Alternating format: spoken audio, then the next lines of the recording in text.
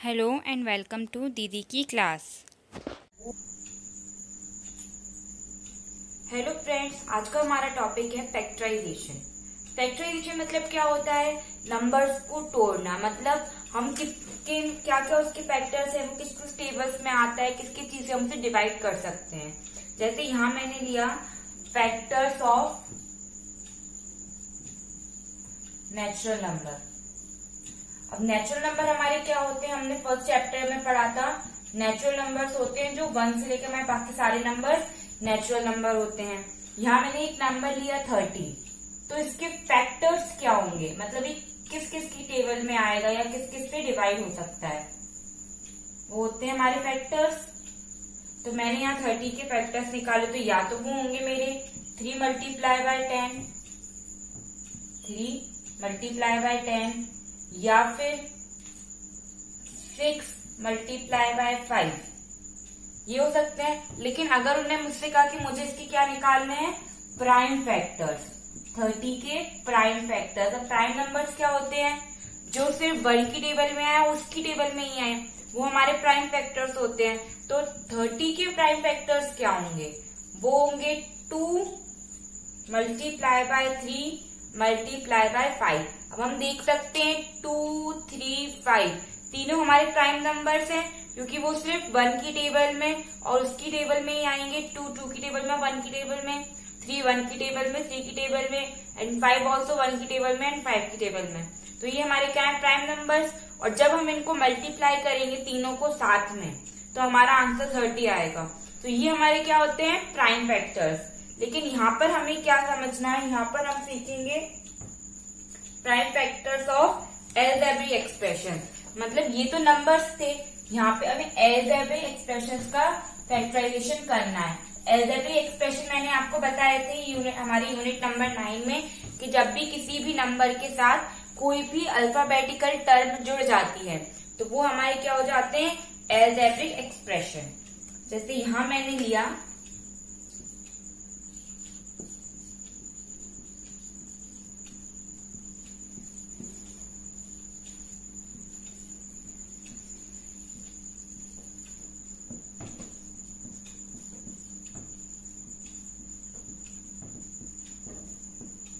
Factors of algebraic expression. जैसे यहाँ मैंने एक टर्म लिया 5xy, तो इसका जब हम फैक्टराइजेशन करेंगे तो इसमें क्या क्या टर्म्स लेंगे, 5 multiply by x multiply by y।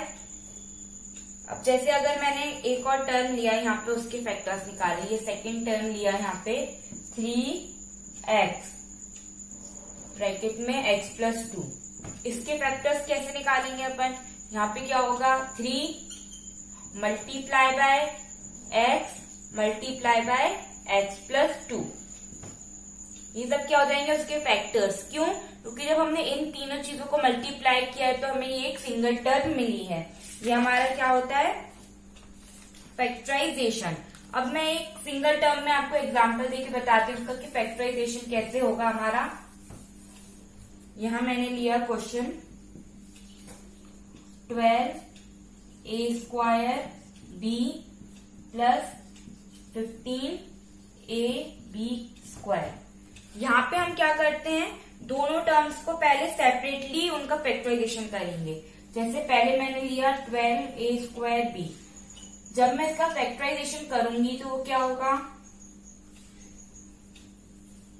2 multiply bye 2 multiply bye 3 multiply by a multiply by a multiply by b।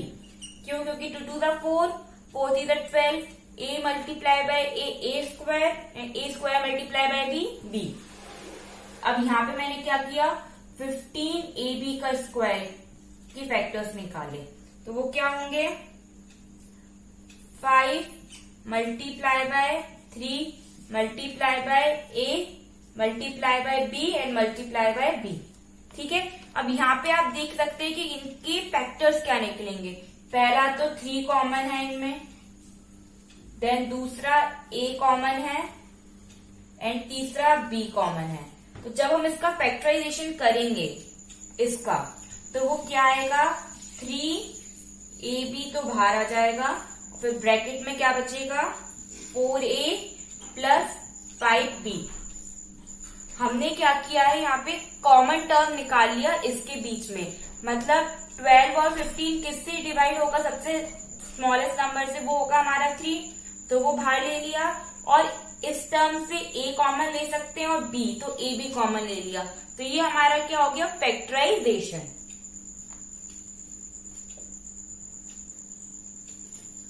अब इस चैप्टर में हमारा नेक्स्ट टॉपिक है factorisation by regrouping the terms. मतलब क्या है कि हमें कोई भी टर्म दिया है तो उसको हम इस तरह से अरेंज करेंगे कि वो हमारा फैक्टराइज हो जाए। यहाँ हम डायरेक्ट ही एग्जाम्पल के थ्रू समझते हैं। जैसे मैंने यहाँ लिया 2xy plus 3 plus 2y plus 3x। तो अब रीग्रुपिंग द टर्म्स में क्या होगा, यहाँ पे हम देखते हैं कि हमारी सिमिलर टर्म्स कैसी हैं। जैसे ये दो को टर्म को हम साथ में ले सकते हैं, क्यों, क्योंकि इन दोनों में हम x कॉमन ले लेंगे, या फिर इसमें हम एक और चीज कर सकते हैं कि जो 2 वाली टर्म है उसको साथ में ले लिया और 3 वाली टर्म को साथ में ले लिया। तो हमारा इजी क्या पड़ेगा कि हम 2 वाली और 3 वाली टर्म को साथ में ले लेंगे। ये होता है रीग्रुपिंग करना, मतलब जो क्वेश्चन हमें दिया है उसको हमने दोबारा एक और फॉर्म में लिख दिया। जैसे मैं यहाँ रेड से बताऊंगी वो चीज, ये मैंने लिया 2xy plus 2y plus 3 plus 3x। क्यों, क्योंकि यहाँ पे हमने इस टर्म को रीग्रुप कर दिया। अब हम इसे सॉल्व कर सकते हैं इजली। यहाँ से हमने क्या किया 2y कॉमन ले लिया, तो मेरे पास क्या बचा, यहाँ से 2 और y ले लिया तो बचेगा x, और यहाँ से पूरा 2y लिया तो 1, क्योंकि जब हम 2y मल्टीप्लाई बाय x करेंगे तो 2xy plus 2y multiply by 1 2y, और यहाँ से मैंने क्या किया 3 कॉमन ले लिया, तो क्या बचा x प्लस 1। अब x प्लस 1 मेरे पास 2 बार आ गया है, तो इसको मैं एक सिंगल बार ले लूंगी, और एक और चीज हमारे पास आ जाएगी 2y प्लस 3। ये हमारा क्या हो गया factorisation by regrouping the terms. आइए हम इसका एक और एग्जांपल समझते हैं, लेकिन पहले आप इसे देखिए एक बार। हमने क्या किया है, जो टर्म्स हमारी सिमिलर थी उनको साथ में ले लिया, जैसे 3 और 3 को साथ में, 2 एंड 2 को साथ में। फिर उनमें से जो कॉमन फैक्टर है उसको बाहर लेके जो हमारा बचा है उसको ब्रैकेट में लिख लिया। हमें 2 ब्रैकेट सिमिलर मिलेंगे, उसको एक ले लेंगे और फिर जो बचा होगा उसको साथ में ले लेंगे। तो ये हमारा क्या होगा फैक्टराइजेशन। आइए अब हम नेक्स्ट एग्जांपल देखते हैं।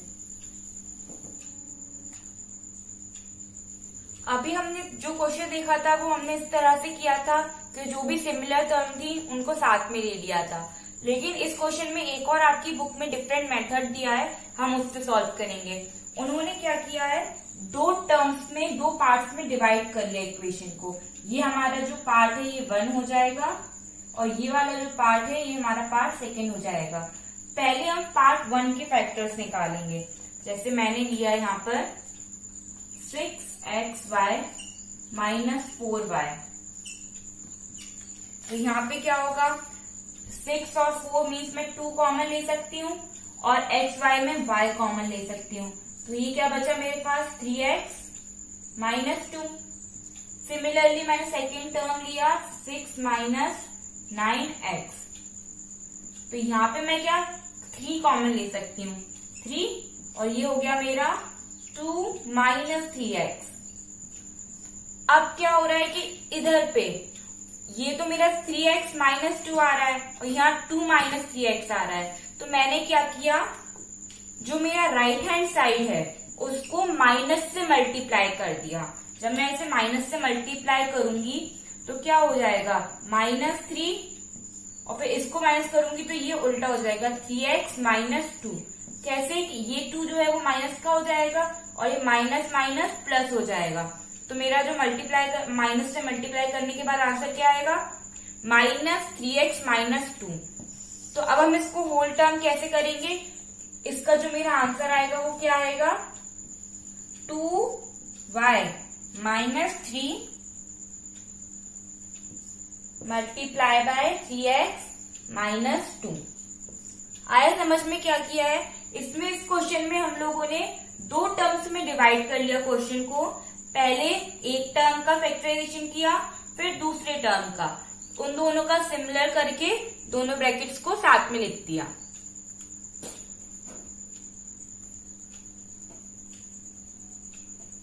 अब हमारा इसमें नेक्स्ट हेडिंग है, वो है फैक्टराइजेशन यूजिंग आइडेंटिटीज। आइडेंटिटीज मैंने आपको चैप्टर 9 में बताई थी। हम पहले उन्हें रिकॉल करेंगे कौन कौन सी आइडेंटिटीज हैं। नंबर 1 थी हमारी a प्लस बी का whole square, that is a square plus 2 multiply by a multiply by b plus b square. Next थी हमारी a माइनस बी का होल स्क्वायर, होती a square minus 2 multiply by a multiply by b plus b square. Next थी हमारी a square minus b square, तो वो था a plus b multiply by a minus b। और एक और हमने फोर्थ पढ़ी थी x plus a multiply by x plus b, तो वो क्या था x square plus a plus b multiply by x plus a b. अब यहाँ पे फैक्टराइजेशन यूजिंग आइडेंटिटीज का मतलब क्या है कि आपको जो क्वेश्चन है वो इस फॉर्म में दिया होगा और आपको फाइंड करना है कि उसका ये फॉर्म कैसे आएगा। मतलब यहाँ पे हम पहले रफ एग्जाम्पल समझने के मैंने यहाँ पे लिखा कि a प्लस बी का होल स्क्वायर करना है, तो वो x प्लस 2 का किया, तो वो होगा x square plus 2 multiply by x multiply by 2 plus 2 का स्क्वायर, तो वो हो जाएगा मेरा x square plus 4x plus 4। तो आपको जो क्वेश्चन है वो इस फॉर्म में दिया होगा और आपको इसे इस फॉर्म में लाना है। ये हम इन क्वेश्चंस में करेंगे फैक्टराइजेशन इस तरह से। आइए अब हम देखते हैं कि कैसे करेंगे। जैसे हमने यहाँ क्वेश्चन देखा हमारा है x square plus 8x plus 16। अब एक चीज तो हमें फाइनल हो जाएगी कि अगर हमारा बीच वाला टर्म प्लस में है तो हमारी जो आइडेंटिटी बनेगी वो a प्लस बी का होल स्क्वायर बनेगी। वो हमारा इक्वल किसके होता है a square plus 2 multiply by a multiply by b plus b square. तो हमें इस फॉर्म में करना है। अब पहले मैंने क्या किया, यहाँ पे a स्क्वायर क्या होगा मेरा x स्क्वायर, तो फिर a क्या हो जाएगा x, b क्या है b स्क्वायर क्या दिया है 16, तो b क्या होगा 16 किसका स्क्वायर होता है 16 4 का स्क्वायर होता है। ये हमने हमारे चैप्टर 6 में पढ़ा था स्क्वायर्स एंड स्क्वायर रूट्स, उसमें हमने देखा था 16 किसका स्क्वायर होगा 4 का। तो हमारे पास a और b की वैल्यू आ चुकी है। अब हमारी आइडेंटिटी क्या होती है a प्लस बी का होल स्क्वायर, तो अब हम 2ab भी निकाल लेते हैं कि 2 multiply by a multiply by b क्या होगा 2 multiply by x a and multiply by 4, तो वो आ गया 8x। अब आप देख सकते हैं कि हमारी जो टर्म्स हैं जो हमें चाहिए 2a स्क्वायर 2ab सब ये आ गई हैं। मतलब हमारा जो इसका आंसर होगा वो क्या होगा x प्लस 4 का होल स्क्वायर। आया आपको समझ में? ये जो है ये a प्लस बी का होल स्क्वायर के फॉर्म में कब आएगा, किसका स्क्वायर होगा ये x प्लस 4 का होल स्क्वायर। अब हमारा नेक्स्ट क्वेश्चन है 4y square minus 12y plus 9। अब ये टर्म हमारी माइनस में है, मतलब ये कौन सी आइडेंटिटी बनेगी a माइनस बी का whole square.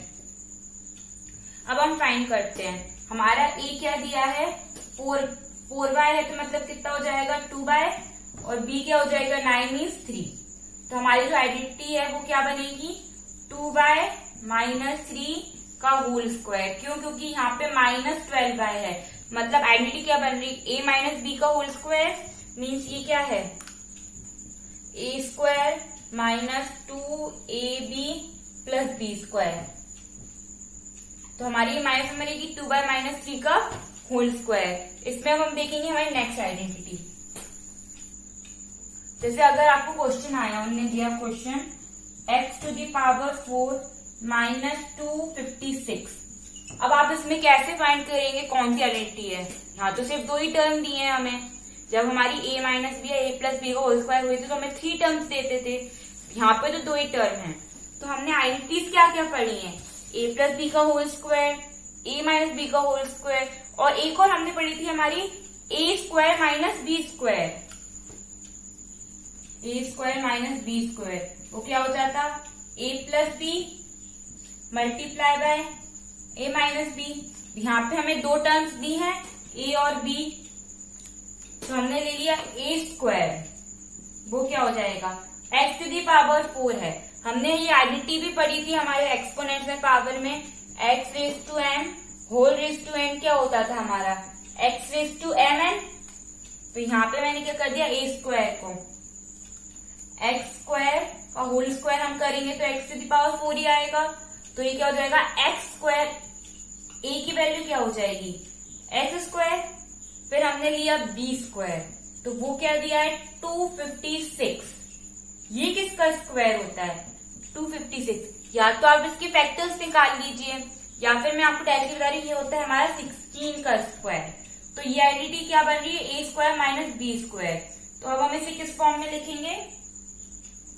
a square minus b square means x plus 16 multiply by x minus 16। ये चीजें आपको ही फाइंड करनी पड़ेंगी कि इसमें कौन सी आइडेंटिटी लग रही है। ठीक है, आइए हम देखते हैं नेक्स्ट। अब हमारा नेक्स्ट क्वेश्चन है y square plus 7y plus 12। अब मैं इसकी मिडिल टर्म को स्प्लिट कर ही नहीं पा रही हूँ, मतलब इसे मैं a प्लस बी का होल स्क्वायर करके कैसे करूंगी? a स्क्वायर तो y हो जाएगा, लेकिन b स्क्वायर तो 12 दिया है, और 12 तो किसी का स्क्वायर नहीं होता। और 7 बाई मीन 7 हमारा एक प्राइम नंबर है, तो वो तो 1 इंटू 7 है, 7 इंटू 1 होगा, तो यहाँ 2 भी नहीं आएगा। तो अब यहाँ पे हमारी कौन सी आइडेंटिटी अप्लाई होगी? हमने एक और पढ़ी थी, कौन सी थी वो हमारी? x plus a multiply by x plus b equal to क्या था? X square plus a plus b x plus a b, या आप इसे y भी कर सकते हैं। तो अब हमारा x plus a multiply by x plus b है। तो यहां मैं कैसा करूंगी? y square. अब मैं 7y को क्या लिख सकती हूँ कि मेरा जो आंसर आए वो 12y है। मुझे इस तरह से तोड़ना है 7 को कि जब मैं मल्टीप्लाई करूं 2 टर्म्स को तो आंसर मेरा 12 आना चाहिए, और जब मैं उन्हीं 2 टर्म्स को प्लस करूं तो आंसर 7 आएगा। मैंने लिया जैसे 4y प्लस 3y प्लस 12। जब मैंने 4y मल्टीप्लाई बाय 3y करूंगी, मैं 4 मल्टीप्लाई बाय 3, तो मेरा क्या आ जाएगा? 12y square. और जब मैं 4y प्लस 3y करूंगी तो क्या आएगा? 7y। तो ये मेरी मिडिल टर्म स्प्लिट हो गई है। अब यहां से मैंने क्या? y कॉमन लिया, तो मेरा बचा क्या? y प्लस 4, और यहां से मैंने क्या कॉमन ले लिया? 3, तो भी बचा क्या? y plus 4। तो मेरी टर्म्स क्या आई? y plus 3 multiply by y plus 4, मतलब ये क्या हो गया? x plus a multiply by x plus b. अब यहाँ पे ये चीजें हमें खुद आइडेंटिफाई करना आना चाहिए कि कौन सी आइडेंटिटी यूज होगी। फ्रेंड्स, अगर आपको इस वीडियो से रिलेटेड कोई भी डाउट है तो प्लीज कमेंट बॉक्स पे लिखें। अगर आपको मेरी ये वीडियो पसंद आई हो तो प्लीज मेरी वीडियो को लाइक करें एंड चैनल को सब्सक्राइब करें। Thank you.